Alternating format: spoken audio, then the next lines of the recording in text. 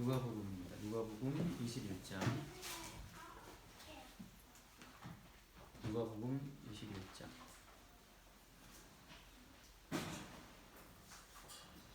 누가복음 21장 25절부터 보겠습니다. 누가복음 21장 25절로 28절까지. 21장 25절 보겠습니다. 1월 성신에는 징조가 있겠고 땅에서는 민족들이 바다와 파도의 성난 소리로 인하여 혼란한 중에 곤고하리라. 사람들이 세상에 임할 일을 생각하고 무서워함으로 기절하리니 이는 하늘의 권능들이 흔들리겠습니다. 그때의 사람들이 인자가 구름을 타고 능력과 큰 영광으로 오는 것을 보리라. 이런 일이 되기를 시작하거든 일어나 머리를 들라 너희 속량이 가까우니라 하시더라. 아멘. 어떤 성경 말씀이든 다 어렵습니다. 그 어려운 이유는 우리 인간에게는 이미 우리만의 어떤 관점이 장착이 된 채로 이 땅에 태어나요. 우리만의 관점을 장착한 채로 이 땅에 태어나기 때문에 이 땅의 삶에 대해서는 우리가 민감할 수 있지만 하나님 말씀에 대해서는 100% 무지합니다. 무지하죠. 날 때부터 우리는 이제 죄인으로 태어나기 때문에 그 죄인으로 난다는 말도 기분 나쁜 말이긴 하지만 다른 말로 말하면 죄인의 안목을 가지고 이 땅에 태어나기 때문에 이 하나님의 언약을 다루는 하나님의 계획을 다루는 성경의 세계에 대해서는 무시할 수밖에 없죠. 그래서 항상 말씀을 묵상할 때마다 그래 이건 단순히 우리 이성의 한계가 아니죠. 이성 말하자면 이성이 무지해서 IQ가 떨어지기 때문에 말씀을 이해 못한다 그런 차원이 아니고 이거는 그냥 어떤 존재적인 차이 때문에 성경 말씀을 알기 어려운 겁니다. 우리가 토끼나 개한테 우리 인간의 삶을 설명할 수는 없잖아요. 아무리 개가 이뻐도 개한테 인간의 삶을 설명한다고 개들이 그 인간의 삶을 이해할 수 있겠습니까? 그런 것처럼 우리는 날 때부터 죄인이기 때문에 죄인들에게 하나님의 세계, 언약의 세계에서 벌어지는 일들을 말한다고 하는 것은 이거 이해 불가능한 거죠. 그래서 사람으로서는 하나님 말씀을 알 수가 없고 하나님의 구원의 세계에 들어갈 수도 없는 거죠. 마찬가지 오늘 말씀 마찬가지인데 오늘 말씀도 1월 성신에는 징조가 있겠다라고 했잖아요. 1월 성신. 하늘의 해와 달과 별들인데 그 해와 달과 별들의 징조가 있을 것이다. 해와 달과 별들의 세계에서 벌어지고 있는 어떤 징조를 우리 사람들이 그걸 이해할 수 있을까요? 여기서 말하는 어떤 그 1월 성신의 징조라고 하는 것을 우리가 아는 별들의 운행, 해가 뜨고 해가 지고 달에 따라서 조주간만의 차가 생기고 그런 정도의 어떤 이해력 정도로는 여기서 말하는 1월 성신의 징조를 알 수가 없는 겁니다. 그건 다른 차원의 일이기 때문에. 그래서 이 1월 성신의 징조가 있겠다. 일단 이것도 어때요? 우리가 볼 때는 그냥 우리의 안목으로 이런 모든 말씀을 볼 수밖에 없습니다. 어떤 안목입니까? 우리의 안목은, 우리의 관점은? 우리의 관점은 우리의 삶에, 우리의 일신상의 삶에 어떤 영향이 있겠는가? 그거죠. 우리가 강화도 같은 데 가면, 서해안에 가면, 서해안의 바닷가에 있는 사람들이 쓰는 달력은 좀 달라요. 그 달력을 보면, 그 달의 인력에 따라 그 벌어지는 조수간만의 차가 자세히 나와 있어요, 달력에. 달력을 보고 이제, 오늘은 좀 밀물이 크다, 썰물이 크다, 그걸 다 안단 말이죠. 그 왜 서해안 쪽 사람들은 그렇게 그 조수간만의 차에 아주 예민하게 다 기록된 달력을 쓸까요? 그건 그 서해안 그들의 삶에 깊은 관련이 있기 때문에 그렇잖아요. 가서 조개입니까? 아무튼 그 뻘에 있는 뭔가를 캐서 잡든지 시간에 항상 그 바닷물이 밀고 들어오는 거기에 대해서 신경을 쓰고 살 수밖에 없죠. 그것이 그들의 농사니까. 그런 것처럼 1월 성신의 징조가 있겠다라고 할 때 우리가 아는 어떤 그 한계는 뭐냐 하면 우리의 삶에 얼만큼 관계가 있겠는가, 거기에 따라서 그 정도만 우리가 이제 신경을 쓰고 살아가는 거죠. 그렇기 때문에 예수님 말씀하시는 1월 성신의 징조를 우리가 이해할 수가 없는 겁니다. 우리한테 만약에 오늘 저기 조수간만에 차 오늘 몇 시에 물이 들어오고 몇 시에 물이 나가라고 물어본다, 우리가 알 수 있을까요? 서해안에 강화도 그 해변에 몇 시에 물이 들어오지? 몇 시에 물이 빠지지? 그걸 물어보면 우리가 알 수 있어요? 우리는 모르죠. 우리는 그것도 모르고 예전에 한번 우리 강화도로 여러 수리를 가질 수 있었는데 기억나나 모르겠네. 그런데 우리는 그런 그 밀물설물 차를 모르고 갔기 때문에 좀 황당한 일을 많이 겪었죠. 제가 볼 때 답사 갔을 때는 막 물이 차 있어서 막 찰랑찰랑 차 있는 걸 보고 갔는데 막상 갔을 때는 답사 때는 차 있었지만 수련회 갔을 때에는 쫙 물이 빠질 간조대였어요. 그다음 뻘만 회행판이 있었죠. 그걸 우리 몰랐었죠. 그런 것처럼. 그래서 우리의 한계라고 하는 것은 아무리 눈을 찍고 성경을 봐도 우리는 우리의 어떤 일신상, 우리의 생존 문제와 연관되어서 우리의 관심사와 연관되어서만 성경을 볼 수밖에 없다라고 하는 그 한계를 우리가 봐야 한다는 거죠. 하영이네가 지금 차를 타고 오면서 차를 타고 쭉 오는 과정, 한강다리를 건너왔을 텐데 한강다리에 난간이 몇 개인지 하영이 세봤니? 좋아. 그럼 집에서 여기까지 올 때 몇 개의 신호등을 통과했는지 하윤이가 세어봤어요? 혹은 주한이가 교회에서까지 올 때 주한의 식구를 거쳐간 사람들이 몇 사람인지 세어봤나요? 모르죠. 몰라요. 근데 만약에 오다가 누가 나를 툭 치고 갔다, 어깨빵을 했다. 어깨빵 한 인간은 우리가 그 어깨빵 한 인간의 옷을 기억할 수 있고 뭐 인상착의를 기억할 수 있죠. 우리의 몸과 연관된 것에 관해서만 우리는 명확한 기억력을 가지고 있지, 나머지는 엄청나게 많은 것들이 지나가지만 거기 아무 신경 안 쓰고 지나갑니다. 아침에 올 때 길가에 떨어져 있는 그 벚꽃들이 막 춤을 추고 있더라고요. 벚꽃들이 바람이 부니까 벚꽃들이 막 이렇게 춤을 추는데 그 벚꽃의 개수를 저는 셀 수 없죠. 그냥 바람이 저렇게 불고 있구나, 그걸 보고 왔을 뿐이죠. 하늘의 징조가 있을 것이다. 땅에서는 민족들이 바다와 파도의 성난 소리로 인하여 혼란한 중에 곤고할 것이다 라고 하는 모든 말씀을 대하면, 그 사람들이 왜 곤고하냐, 왜 혼란스러워하냐, 그러니까 자기들의 일신상의 삶에 영향을 주기 때문에 그게 공고한 거예요. 코로나 바이러스가 밀려오면 자영업자들은 다 정말 곤고하죠. 곤고합니다. 지금 1월달부터 지금까지 지금 거의 근 3개월을 갖다가 장사가 안 되는 상황에 가면 정말 혼란한 중에 곤고하죠. 민족들이 말이죠. 땅에서는 민족들이. 지금 미국에서 2만 명 넘게 죽었잖아요. 2만 명 넘게 지금 죽었어요. 벌써 그 짧은 시간 내에. 참 잘도 죽어요. 이탈리아가 지금 곧 2만 명 돌파할 예정이고, 사망자만. 그 사람이 말하죠. 아마 중국은 수십만 명 죽었을걸. 근데 지금 중국이 워낙 덮어놓으려 그렇지. 중국이 아마 이르겠지만 워낙 통제해서 그렇죠. 혼란한 중에 곤고하다. 민족들이 바다와 파도의 성난 소리로 인하여. 마찬가지입니다. 우리는 우리의 삶에 영향을 끼치는 한도 내에서 곤고한 거지. 하나님께서 이렇게 1월 성신의 징조를 베풀고 땅에서 막 난리와 난리를 일으키시는 그 어떤 하나님의 의도에 대해서는 우리는 생각 못하죠. 다만 내 삶에 어떤 영향이 있는가만 따지는 겁니다.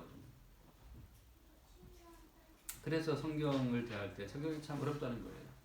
어렵다는 건 다른 게 어려운 게 아니고 우리가 워낙 우리 자신에게 깊이 매몰되어 있기 때문에, 나만 사랑하기 때문에. 24시간 가장 관심 있는 대상은 사랑하는 그 누구 아니고 가장 나를 많이 생각하잖아요. 나를. 워낙 깊이 우리에게 빠져있기 때문에 성경 말씀을 알기 어려운 겁니다. 예수님의 세계, 언약의 세계, 그건 진짜 머나먼 얘기예요. 그래서 어떤 인간도 구원받지 못합니다. 구원의 세계로 갈 수가 없는 게, 그러니까는 자기 자신에게 갇혀있기 때문에 못 가는 거예요. 내게 무슨 이해관계가 있을 때만 관심이 반짝 뜨이지 그 외에는 다 패스 그럼 아무 관심 뭐 신경 쓰지 않아요. 그래서 우리가 이거 하나 정리합시다. 우리가 세상의 중심이 아니라는 거. 그냥 거대한 우주 만물의 우리는 일부예요. 일부. 세상은 우리의 뜻과 우리의 의지, 우리의 의사와 무관하게 세상은 지금 어딘가로 어떤 분의 통제에 의해서 지금 움직이고 있는 겁니다. 왜 그런 말 있잖아요. 창의 일속이라고. 창의 일속도 있고 창의 일속도 있는데 창의 일적. 아주 거대한 바다에 한 방울의 물이라 한 방울. 물 한 방울. 우리 존재는 그렇습니다. 거대한 바다에 한 방울의 물에 우리는 지나지 않는다는 거죠. 그래서 이런 말씀을 대할 때 우리 인간이 모든 만물의 주인이 아니라는 사실. 그걸 먼저 알아야 됩니다. 우리는 그냥 만물의 흐름에 따라 밀려가는 바람에 이렇게 휘둘리고 있는 그냥 떨어진 벚꽃 한 조각 같은 존재라고 하는 거죠. 우리가 우리의 주체성을 내려놓을 때 그때 비로소 우리가 이 우주 만물의 주인이 따로 있구나라는 사실을 좀 감지를 해야 우리가 내가 나를 통제함으로 내 인생을 만들어 가야 한다라고 하는 압박감에서 좀 일단 좀 벗어날 수 있어요. 우리는 만물의 주인공이 아니고 만물의 관찰자도 아니고 만물을 통제하는 통제자도 아니에요. 트럼프가 아무리 스트롱맨이라고 해도 바이러스를 본인이 뭐 잡을 수 있나요? 그런 것처럼 지금 주님께서는 이 말씀을 통해서 우리가 얼마나 어떻게 보면 참 아무것도 아닌 존재인지를 먼저 말씀합니다. 이런 말씀을 대하면 이 말씀이 무슨 뜻인지를 해석하려고 수많은 학자들이 달라붙어 이 말씀을 해석하려고 애를 쓰고 있어요. 해석이 안 됩니다. 왜 안 됩니까? 자기 일신의 구원과 자기 일신의 안녕과 평화를 위해서 성경을 보기 때문에 성경이 절대 열리지가 않는 거죠. 하나님의 거대한 흐름에 한 방울의 물에 불과한 존재라는 사실을 먼저 주께서 우리에게 알게 하시는 거죠. 그래서 예컨대 욥기에 보면 나오잖아요. 욥이라고 하는 사람이 대단한 사람이었지만 하나님이 욥을 쳐버리시니까 욥의 그 모든 대단한 것들이 다 날아가 버리잖아요. 욥은 궁금하죠. 왜 이 일이 벌어지는지. 하나님이 침묵하십니다. 너 따위는 하나님의 거대하신 일의 흐름 가운데 한 방울의 물에 지나지 않는 너 따위는 내가 말을 해도 모른다는 거죠. 그래서 마지막에 욥이 알 수도 없는 그 광야에 내리는 비까지 다 질문을 퍼부시는 이유는 욥이 아는 세계, 광야에 비가 내리든 말든 타조가 뛰든 말든 뭔 상관이에요. 내가 지금 아픈데, 내 몸이 가려운데 아무 신경 쓰지 않죠. 하나님은 냉정하게, 냉철하게 온 우주 만물을 운행하시는 어떤 그 하나님의 원래 그 언약의 뜻에 맞춰서 그냥 일을 해나가실 뿐이고 우리는 그 흐름 가운데 흘려가는 한 방울의 물, 그 거대한 흐름에 그냥 빨려 들어가는 한 조각 벚꽃잎 같은 존재 그렇다는 거죠. 그래서 뭐 그렇게 서러울 것도 없고 아쉬울 것도 없고 그렇게 내 존재를 무겁게 생각할 것도 없어요. 그냥 밀려가는 존재이기 때문에. 그래서 오늘 이렇게 말씀하시는 이 그런 말씀에 그 진짜 이 의도가 뭐냐 그럼 도대체 뭘 말씀하시는 것이냐. 같은 맥락의 말씀입니다. 26절 말씀 26절에 사람들이 세상의 기말리를 생각하고 무서워함으로 기절하기니 이는 하늘의 권능들이 흔들리겠습니다. 사람들이 기절할 정도로 정말 기절초풍할 정도로 그런 일들이 닥쳐온다는 거죠. 계속해서. 근데 생각해보세요. 이런 일들은 끝도 없이 있어 왔어요. 지금까지. 계속 있어 왔던 일들입니다. 6.25 때는 말이죠. 6.25 때는 우리가 뭐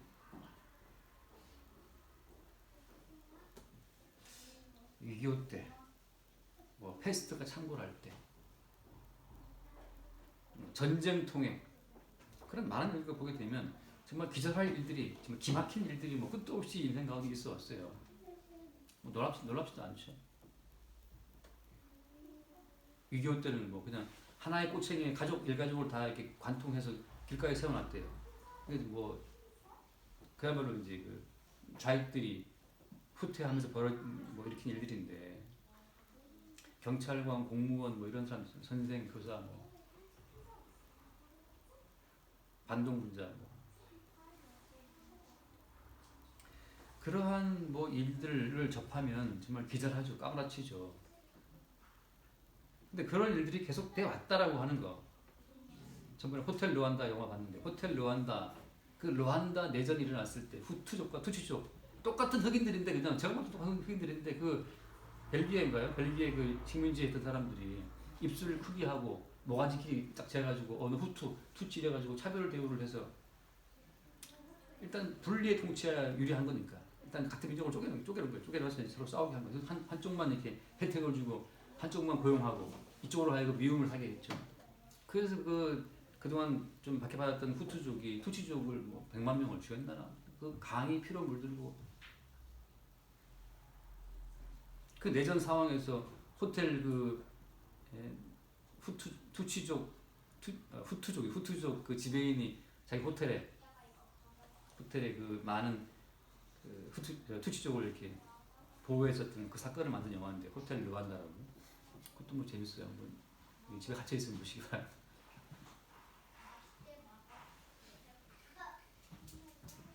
중국에서 수입해 들어온 그 제초 그 칼로 그 투치족 그 목 팔 잘라서 그냥 거리에 던져놓고 물에 떠들어 보내서 그 강에 피로 물들었던 그 끔찍한 사건, 정말 기다릴 만한 사건이죠. 남편과 아내인데 아내가 투치족 때문에 이런 것 때문에 또 아내를 죽이고 쳐들어와서 그런 일들이 그냥 계속 있어 왔어요. 쭉쭉. 지금 우리가 누리는 평화가 당연한 것이 아니고 정말 아슬아슬한 가운데 지금 평화가 유지되고 있는 겁니다.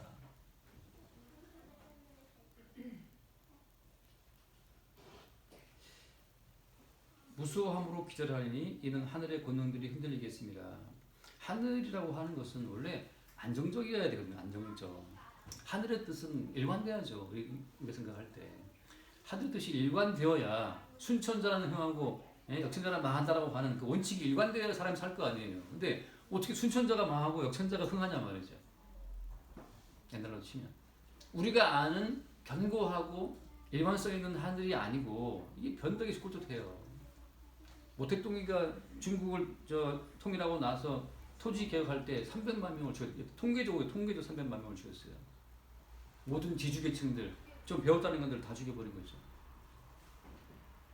땅을 몰수할 때는 이제 막 준다 할 때는 좋아라 했지만 그 땅이 지들 겁니까? 그게 다 인민이 속는 거죠. 그래서 올라갔던 이야기가 많은 인민들이 지금 자유를 원한다. 그때 했었던 그래서 많은 공산당 그 핵심 계층들이 동의했어요. 그래서 모택동한테 이걸 올렸죠.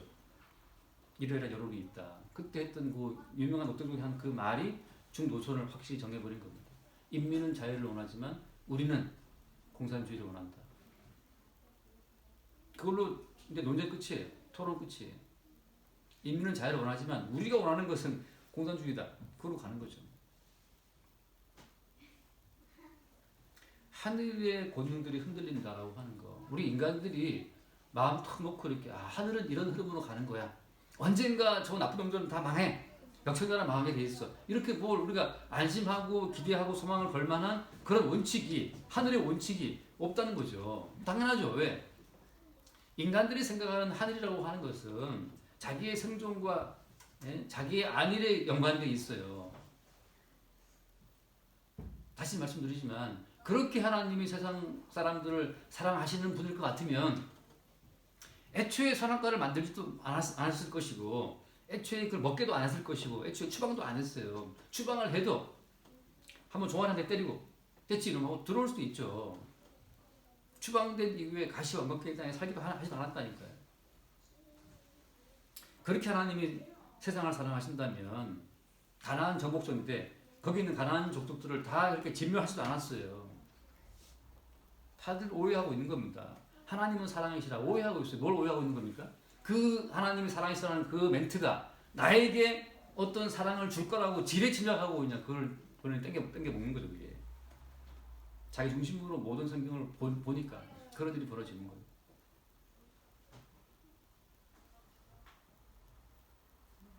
저희 교회 목사님 중에 한 분이 그 간첩 혐의로 한 4년간 살다 나오신 분이 있어요. 갑자기 안 보였어요. 왜 이렇게 안 보이나 했더니만 어느 날 나타났어요. 어떻게 안 했더니 이제 학교 갔다 온 거죠. 중국에서 뭐 그쪽 북한 만나서 이렇게 뭘 공작금 받고 어쩌고 했다는 뭐 그런 혐의로 이제. 근데 물론 그분은 이제 억울하다고 하고 지금 뭐 싸우고 있는데 모르겠어요. 근데 그분이 이제 4년간 정도 감옥에 있다가 나왔을 때 그분 이제 출소 환영 예배를 했는데 어떤 단체들에서 다 목사님들이에요. 뭔 도대체 출소 환영 예배를 뭔가 하고 제가 이제 그 신문 기사를 봤더니만 거기 이제 환영 예배 때 했던 목사님 설교가 또 아주 참 기가 막히게 은혜스럽더라고요. 오늘 출소하신 이 목사님은 하나님의 그 계명, 10계명, 1계명을 확실히 지키는 분이다. 뭔 말인가 했더니 나는 하나님의 다른 신을 하지 말라. 그래서 이 목사님은 국가보안법이라고 하는 그 우상신을 절대 섬기지 않는 그 계명을 지키는 것 때문에 옥파를 치렀다고 갑자기 국가보안법 우상신이 되어버렸어요. 그렇게 이제 막 설교를 하는 거죠.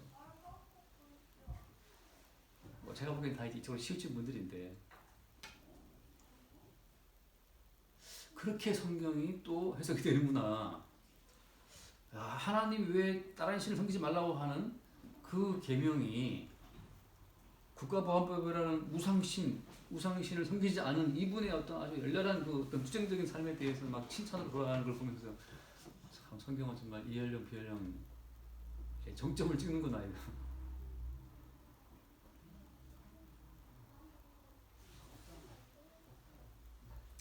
그분하고 처음 대화할 때 제 옆에 앉았었는데 뭐 예전에 식사할 때 제가 평양에 갔다 왔는데 평양에 가보니까 그렇게 사람이 좋더라고요. 평양 좋더라는 거지. 평양 축전 갔다 와서 평양 그 얘기를 하는데 주변 분들이 막 난리 났어요. 북한이 보여준 것만 보고 가서 말할 수 있느냐. 지금도 그거 활동하고 있어요. 무슨 평화 쪽에 활동하고 있어요. 그 교회 집사님이 민주노총 서울 지구에서 제일 높은 사람이 그 집사예요. 끌고 올라갔죠. 일단 갔다 왔으니까.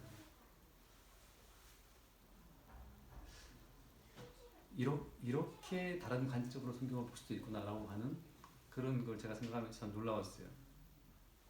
근데 비단 그분의 이야기만이 아니고 우리가 하나님을 이해하는 그 하나님의 이해라고 하는 것은 정말 자기중심적이기 때문에 믿을 수가 없어요. 아무도 성경을 제대로 해석할 수가 없습니다.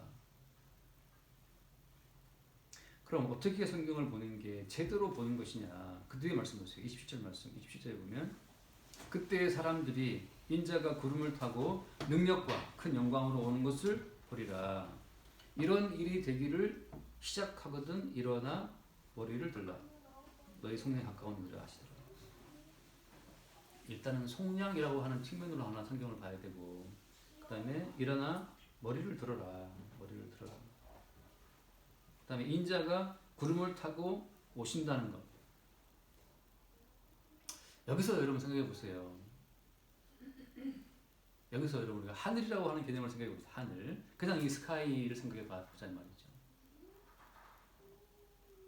제가 어제 이 말씀을 묵상하면서 그 생각해 봤어요. 스데반 집사가 돌에 맞아 죽기 직전에 무슨 얘기를 했습니까?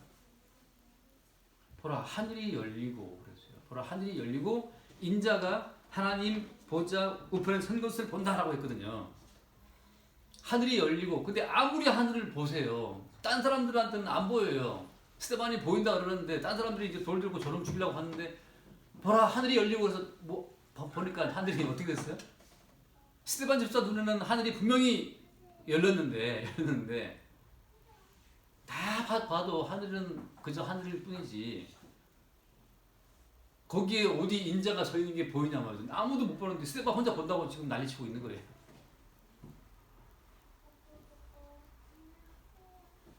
우리가 아는 하늘은 성경에서 말하는 하늘이 아닌 거였던 거죠. 스데반이 말하는 하늘이 열리고 헤븐 오픈, 뭐 오픈 증가 뭐 아무튼 스데반이 본 하늘이 열린 것하고 우리가 보는 하늘하고는 달라요. 하늘에 조각구름 떠 있고 하는 그 이스라엘이 노래하는 그 하늘하고 스데반이 보는 하늘하고 이게 다른 겁니다. 이 말씀을 봐서 인자가 구름 타고 오신데 그 뭐 다 볼 수 있겠는데 뭐 어떤 구름, 먹구름, 흰구름, 몽개구름, 새떨구름 못 타고 오시나? 그렇게 바라보는 하늘과 구름이 아니겠죠. 감각적으로 느끼는 그 하늘 구름이 아니겠죠. 서쪽 하늘 붉은 노을 영웅밖에 뭐 그 노래가 있었어요. 어릴 때 제가 좋아했던. 사실 애들이 좋아할 만한 곡조는 아닌데 그 어떤 흐름 때문에 따라가다 보니까 서쪽 하늘 붉은 노을 하고 이제 그걸 불렀는데 서쪽 하늘 붉은 노을 지면서 주님께서 진짜 오시나 보다 하고 말이죠. 그렇게 오래 관찰 가능한 서쪽 하늘 붉은 노을로 오시는 분이 아니에요. 스데반 집사의 눈에만 보이는 열린 하늘과 인자에 서신 것. 바울이 들었다라고 하는 하늘에 큰 빛이 임해서 바울이 떨어져 버렸어요. 그 빛을 보고 하늘이 보고 바울이 낭만했는데 아래서 떨어졌는데 주변 사람들은 그 하늘의 빛도 못 보고 소리도 못 듣고 그래서 우레가 울었나 어쩌나 하늘이 열렸다라고 하는 거 뭐가 들렸다라고 하는 거 그것은 그냥 그 사람에게만 열리고 그 사람에게만 들린 겁니다. 다 볼 수 있는 관찰 가능한 하늘이 아니라는 거죠. 예수님께서 세례받고 그래서 올라오실 때 그때 하늘이 열리면서 음성이 들려왔죠. 이는 내 사랑하는 아들이요 내 기뻐하는 자의 너희는 저희 말을 들어라. 엘리야가 불병거를 타고 올라갔다는 그것도 많은 분들이 해석합니다. 엘리야가 불병거를 타고 올라가 승천했다. 이 과학적으로 보게 되면 그냥 올라가면 어떻게 돼? 올라가면 대기권을 뚫고 가다가 다 죽든지 올라가면 무지추에 올라가면 무지춥습니다.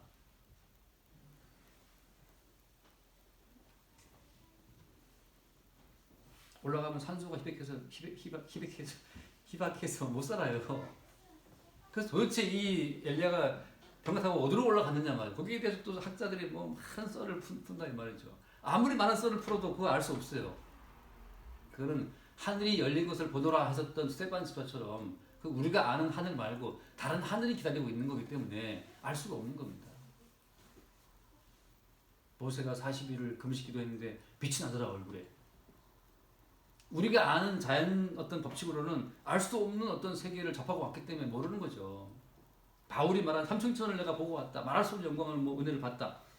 다 우리가 알 수 없는 것들입니다. 그 도대체 그 세계라고 하는 거 스데반 집사가 봤다는 열린 하늘 또 장차 주님께서 인자가 구름을 타고 오시는 그 하늘이라고 하는 그 세계는 또 어떤 세계냐라고 하는 것 자체가 이게 중요한 거예요. 어떤 세계. 일단은 우리가 아는 관찰 가능한 자연 세계는 아니라는 사실을 우리가 알아야 되고. 그럼 무슨 세계인데 그게? 선지자 이사야가 성전에서 기도하다가 보니 갑자기 하늘에 위에 하나님 보좌가 보이고 그 위에 앉으시는 분을 봤고 스랍들이 천사들 6개 날개를 퍼덕거리면서 말이죠. 거룩하게 찬송하는 걸 봤다 이 말이죠. 현재 이사야가 봤다라고 하는 그 높이 들린 보좌와 앉아 계신 분과 스랍들의 그 날개짓 하는 소리 그건 우리가 아는 하늘은 아무리 들여다봐도 안 보입니다. 허블 만원경이라고 있잖아요. 지금 우주에 떠 있는 그 만원경. 그 허블 만원경을 운영하는데 굉장히 돈이 많이 들어간다 그래요.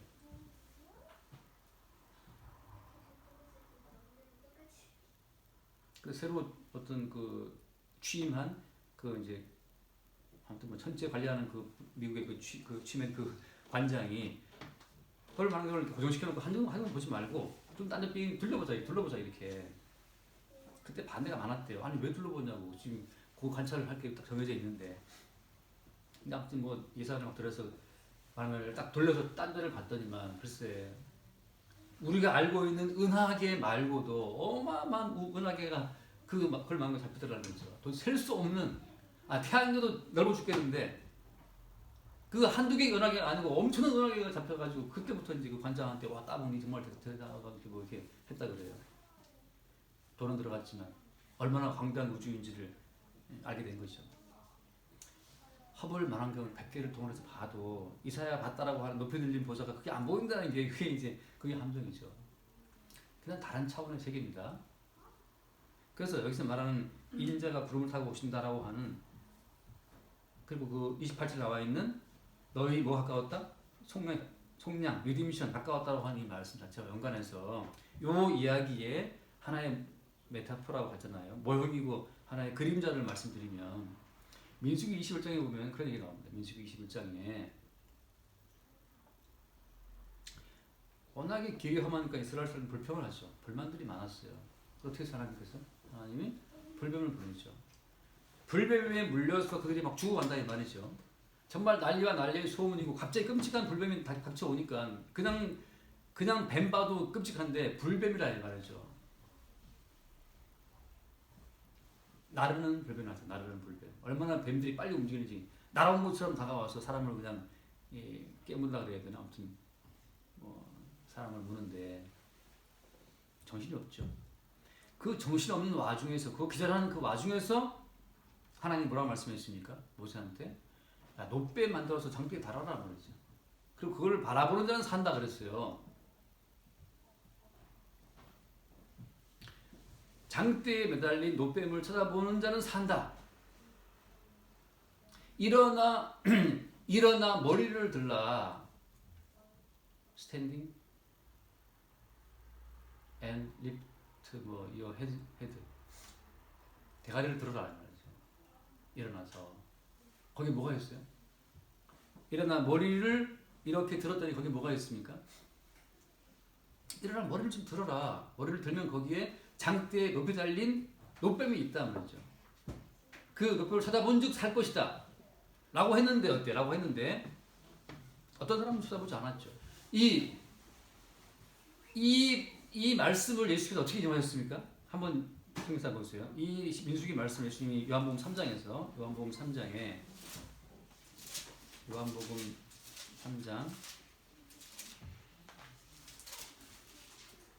요한복음 3장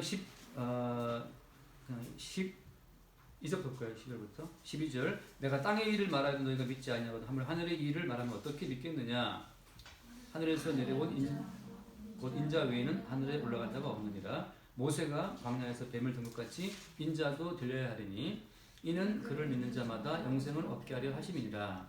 여기 일어나 머리를 들라라고 말씀하시는 이유는 거기에 뭐가 있기 때문이죠? 거기에 뭐가 있기 때문이냐 하면 장비에 달린 놋뱀처럼 예수님이 달리신 십자가가 있어요. 십자가에 달리신 예수 그리스도를 쳐다본 즉 산다라고 하는 거 이는 그를 믿는 자마다 영생을 얻게 하려 하심이라고 하는 거 일어나 머리를 들어야 될 이유는 뭐냐 하면 뭘 보라는 겁니까? 십자가에 달리신 예수 그리스도를 보라고 하는 이야기예요. 아까 드린 말씀처럼 스데반이 말하기를 하늘이 열리고 뭘 봤다 했습니까? 보좌편에 계신 인자를 봤다라고 하잖아요. 인자를 봤다. 인자. 그러나 다른 사람들은 보이지 않죠. 그 인자가. 하늘이 열리지 않았어요. 결론부터 말씀드리자면 십자가에 달리신 예수 그리스도가 보인다면 하늘이 열린 자예요. 다른 하늘을 기대하지 마세요. 무슨 하늘입니까? 십자가에 달리신 예수 그리스도가 여러분에게 보이는 순간이 있다면 그 순간이 하늘이 열린 순간이라고 하는 겁니다. 눈으로 십자가에 달리신 예수를 보란 뜻이 아니고 어떤 뜻이에요? 너희의 속량, 너희의 리딤션이 가까웠다. 우리가 전적으로 죄인이라는 사실과 죄인들인 우리를 대신해서 주님이 죄의 값을 다 치렀다라고 하는 그 죄값을 치르신 십자가에 죽으신 예수를 바라본다면 그 사람에게 하늘은 열린 거예요. 증거는 뭐냐 하면 땅의 혼란 중에도 흔들리지 않는다고 하는 것. 다니엘 친구들을 붙잡아다가 야 풀무에 집어넣을 거야 라고 하는데도 그들이 It's not matter. 아니 뭡니까? It doesn't matter. It doesn't matter. 너무나 풀무가 뜨거워서 다니엘 친구들을 호송하는 그 공무원들이 타 죽었잖아요. 그 7급인지 모르겠지만 공무원들이 뭐 나는 장비를 갖추고 이제 세이프티 이퀴먼트를 하고 이렇게 뭐 다 하고 이제 갔겠죠. 일단 지들은 살아야 되니까. 근데 그 걔네를 풀무에 던져 넣으러 가는 호송하는 공무원들이 순직했어요. 순직한다고 뭐 그 왕이 알아줄 일은 없겠죠. 당시에는 7배나 뜨거운 풀뿌리 it doesn't matter. 그 뭐 안 죽냐? 괜찮아.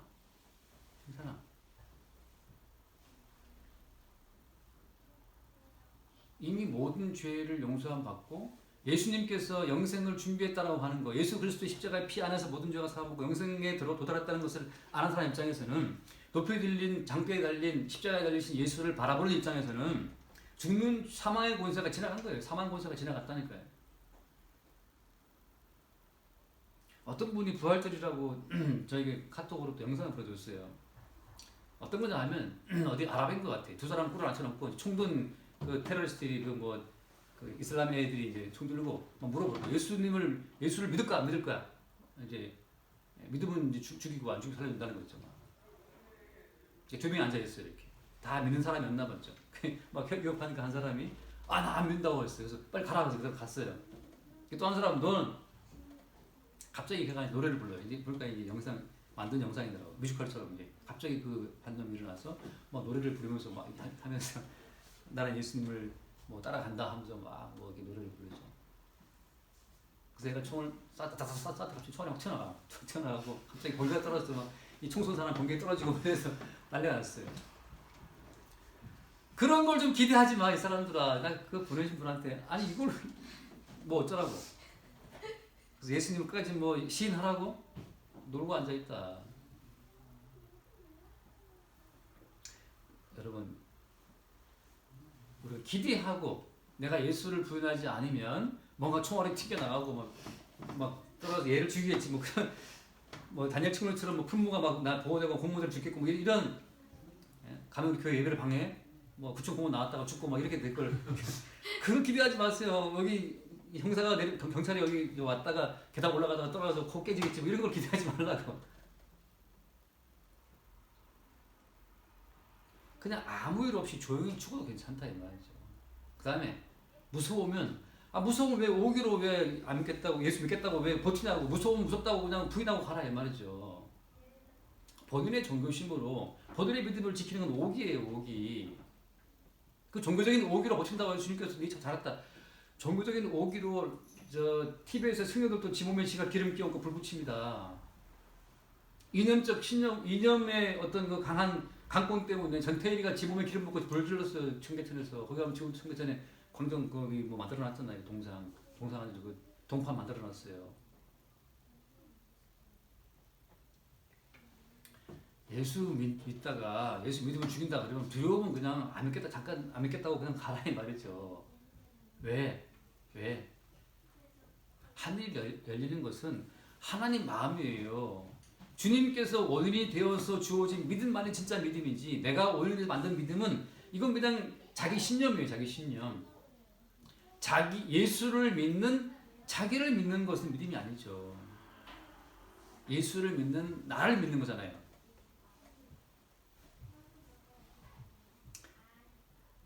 믿음은 신비고 믿음은 우리가 원인이 아니기 때문에 믿음은 우발적입니다. 믿음은 믿음의 주요 원역하신 그분이 우리에게 믿음을 공급하면 그 믿음이 나로 하여금 부인하지 않도록 끌고 가는 거지. 그 믿음이 없는데 본인이 괜히 미안해서 주님 보시기 미안해서 나 미안한데 나 안 부인할게요. 근데 한번 진짜 죽박 날려보세요. 되면 얼른 부인한다고 얼른 가지.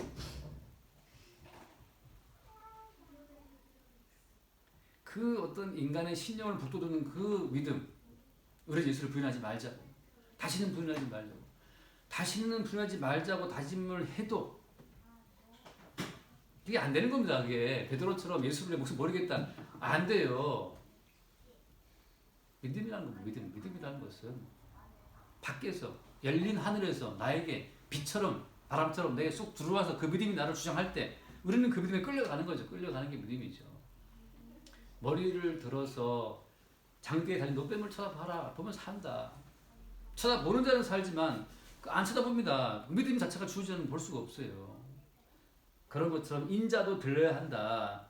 그래서 인자를 믿는 사는데 영생 얻는다라고 해도 믿을 수가 없어요. 믿지 못합니다. 왜 믿지 못하는가? 잠깐 말씀 봅시다. 요한계시록 12장을 봅니다. 요한계시록 12장. 요한계시록 12장 7절 말씀입니다. 7절 하늘에 전쟁이 있으니 미가엘과 그의 사자들이 용과 더불어 싸울세 용과 그의 사자들도 싸우나 이기지 못하여 다시 하늘에서 그들이 있을 곳을 얻지 못한지라. 큰 용이 내쫓기니 옛뱀 곧 마귀라고도 하고 사탄이라고도 하며 온 천하를 꿰는 자라. 그가 땅으로 내쫓기니 그의 사자들도 그와 함께 내쫓기니라. 말씀 보면 이미 저기 하늘 전쟁이 있었고, 이 하늘은 우리 말하는 스카이가 아니에요. 다시 말씀드리지만 이미 하늘에 전쟁이 있었어요. 그리고 이미 용이 사탄이 온 천하를 꿰는 자가 어디로? 땅으로 내쫓겼습니다. 땅에 있는 모든 사람들이 사탄에 의해서 지금 꾀임을 받아서 유혹돼 있어요. 사탄의 그 논리, 마귀의 그 논리에 다 빠져 있습니다. 여기서 중요한 건 사탄, 옛뱀, 마귀라고 하는 천하를 꿰는 자들이, 유혹하는 자들이 도대체 무엇을 꿰는 거예요? 뭘 유혹하는 거예요? 마귀가 하는 일이 뭡니까?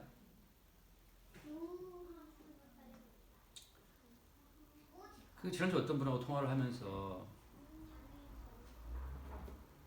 제가 안타까운 점이 하나가 뭐냐 하면, 뭐 예를 들면 남편이 바람을 피는데, 근데 이제 악한 마귀가, 사탄이 지금 말하자면 이제 남편한테 붙어갖고 지금 그런다.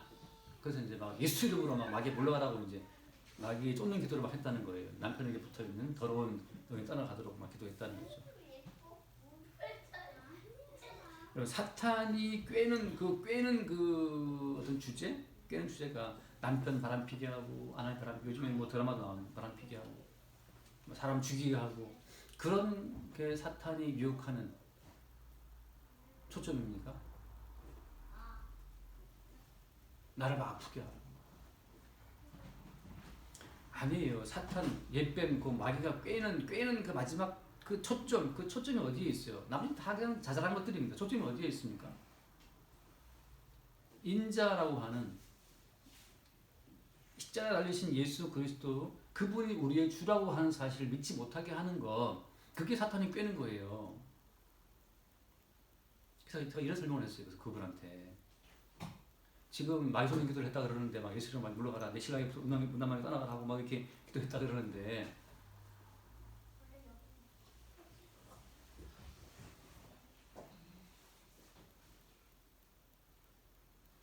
욥기를 보면 욥의 집안을 박살낸 자가 누구죠?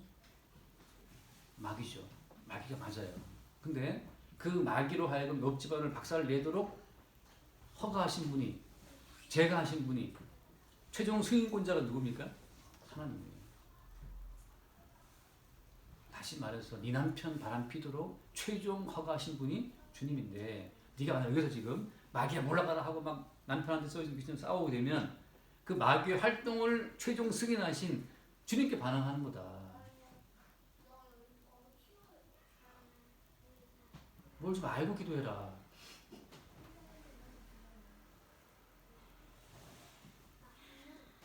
아니 무슨 좀 어떻게 뭘 어떻게 기도해야 됩니까? 감사해야지. 왜? 이 남편 바람피도록 최종 승인하신 주님의 조치가 브라보. 정말 주님이 하신 일은 다 옳고 다 의롭습니다. 할렐루야. 찬송해야지. 목사님 그 찬송을 제가 어떻게 합니까? 그게 바로 그거야. 찬송할 수 없지. 감사할 수 없지. 그래서 너는 최종적으로 마지막에는 하나님께 반응할 수밖에 없는 자라는 사실. 왜 내 남편을 바람피게 하고, 왜 남편이 애를 때리게 하고, 왜 우리 가정을 이렇게 힘들게 하냐? 하나님이 살아있으면 이럴 수 있냐 하고, 결국은 네가 하나님을 찌를 수밖에 없는 자리로 간다는 거.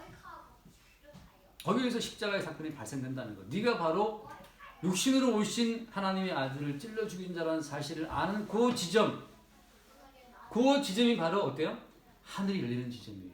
그 지점이 비로소 높이 달리신 인자 되신 예수 그리스도를 바라보는 지점입니다.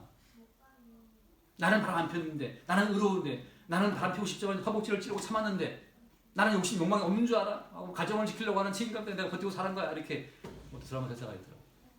그럼 하나님께서 와 참 네 참 잘 참았다. 네가 열리면 내가 세워줄게. 그게 마귀의 꾀임이에요. 자기의 행함에 자기가 소화를 하도록. 너 참 잘하고 있어. 네가 진짜 선악과를 먹은 제대로 먹은 인간이구나. 그렇게 네가 선의 의지로 악을 눌러야지. 잘하고 있어. 점점 하늘로 통하는 유일한 출구가 되시는 높이 들리신 인자는 거기 들어올 틈이 없어요. 십자가에 죽으신 예수님은 거기에 개입할 틈이 없어요. 내가 잘하고 있는데, 내가 지금 잘 애들 키우고 있고 잘하고 있는데 거기 십자가에 죽으신 예수가 왜 필요합니까?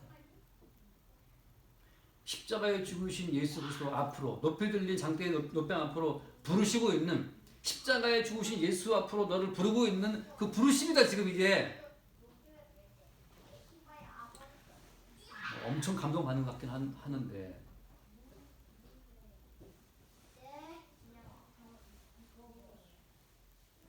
그 다음날 다시 통화해보니까 여전히 아름답고 안정적인 행복한 내 가정에 대한 꿈을 포기할 수 없다. 이게 제가 내린 처방은 뭐냐 하면 네 멋대로 해라 했거든요.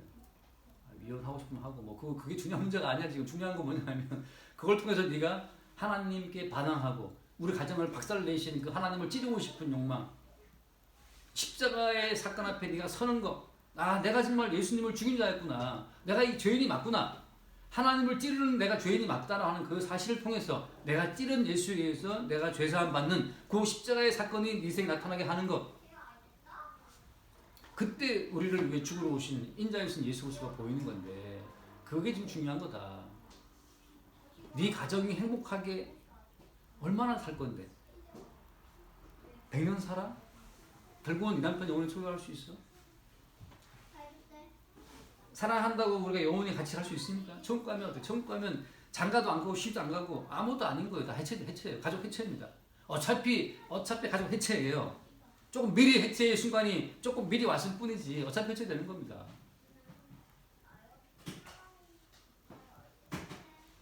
천하를 꿰는 자, 뭘 꿰는 겁니까? 우리 모든 인간이 십자가에 죽으신 예수가 왜 필요한데 우리한테? 내가 지금 잘 살고 있고 내가 애들 잘 키우고 남편 잘 사랑하고 있고 문제 없는데 왜 필요해? 딱 필요할 때 있죠. 돈 아쉬울 때, 아플 때, 뭐 가장 문제 있을 때 주님 도와달라. 왜 도와줘? 깨어진 내 가정을 좀 잘 좀 붙들어 매주세요 하고 예수를 지금 뭐 시다바리로 삼아서 부르고 있는 건데, 가정의 문제를 해결해 드립니다. 이런 지금 뭐 해결사를 부르고 있는 거잖아요. 예수의 이름을. 그게 바로 마귀한테 꿰임 당한 자들의 특징이라니까요. 예수님을 이 땅의 삶의 미비한 부분을 채워주는 그 보충제로 생각한다는 것, 서포터로 생각한다는 것, 그게 바로 게임 당한 자들의 특징입니다. 그들에게 높이 들리신 인자가 보이지 않죠. 보이지 않죠. 높이 들리신 인자가 보이지 않으면 하늘이 열린 것도 볼 수가 없고 하늘의 세계를 볼 수가 없는 겁니다. 언약의 세계가 보이지 않아요. 그냥 이미 게임 당한 자로 땅의 것만 생각하다가 뭘 해도 돌아오는 건 내 가족이야. 뭘 해도 돌아오는 것은 행복한 내가 옛날처럼 아름다운 모습을 다시 해보고 싶다. 초창기에 너무너무 나를 사랑하고 좋아했던 그 남편의 모습을 다시 그거밖에 없는 거죠. 그거밖에. 일어나 머리를 들라. 머리들은 뭘 보라는 얘기입니까? 너의 죄를 대신해서 끝없이 네 세계를 위해서 하나님을 거역하는 그 너의 죄를 대신해 죽으신 그 인자되신 분이 거의 못 박혀있다. 십자가에. 십자가 달리신 예수 그리스도를 바라보는 그 바라봄 때문에 일어나 머리를 들라고 말씀하시는 겁니다. 아무리 하늘을 봐보세요. 여기 저쪽 하늘을 보고 뭐 구름을 봐도 거기 인자가 오시나? 거기 없습니다. 끝없이 우리는 우리 땅에 있는 우리의 삶을 위해서 예수를 찌를 수밖에 없는, 나의 안정적인 삶을 흔들어대기만 하면 그냥 찌르죠. 그냥. 왜 내 삶을 흔드냐 말이죠. 왜 나를 아프게 하냐. 안정적인 내 삶을 왜 건드리느냐. 그럴 때마다 찔리시고 피 흘리시는 그 예수님이 못 박혀 있는 십자가가 있다는 거죠. 바울이 말합니다. 십자가가 너희 눈앞에 밝히 보이거늘 누가 너희를 꿰더냐. 누가 마귀가 꿰는 거죠. 뭐로 꿰는 겁니까? 우리 개인의 선함으로, 우리 개인의 양심으로, 우리의 선한 어떤 행함으로 너만의 아름다운 인생을 만들어 가라고 자꾸 꿰고 있는 거예요. 아니, 하나님께서 우리를 십자가의 사건 앞에 부르십니다. 너의 일상이 흔들릴 때마다 네가 반항하고 ACBC 하면서 하나님을 찔렀던 그 사건을 우리를 부르시는 거죠. 사소한 사건 속에서도 끝없이 우리는 안정적인 내 계획이 펼 때마다 하나님께 반항하죠. 그 순간마다 십자가에 못 박히신 예수 그리스도의 그 높이 들리신 그분의 형상이, 그분의 그 십자가의 사건이, 십자가에 그분이 달리신 그분의 모습이 우리 가운데 항상 다가올 수 있게 되기를 바랍니다. 기도하겠습니다. 존귀하신 주님, 하늘을 바라봐도 구름을 봐도 거기에 인자가 있는 것이 아니고 안정적인 우리의 세계를 뒤흔드시는 그 하나님의 조치 앞에 반항하는 과정 속에서 십자가에 못 박혀 표현의 모습으로 우리 주님이 거기에 계셨음을 새롭게 보게 하여 주옵소서. 십자가에 죽으신 예수의 그 죽으심을 통해 열려지는 새로운 하늘, 주의 대속의 은총으로 살아가는 새로운 하늘의 세계의 삶이 우리 가운데 늘 다가올 수 있도록 축복하여 주옵소서. 우리 주 예수 이름으로 기도드립니다. 아멘.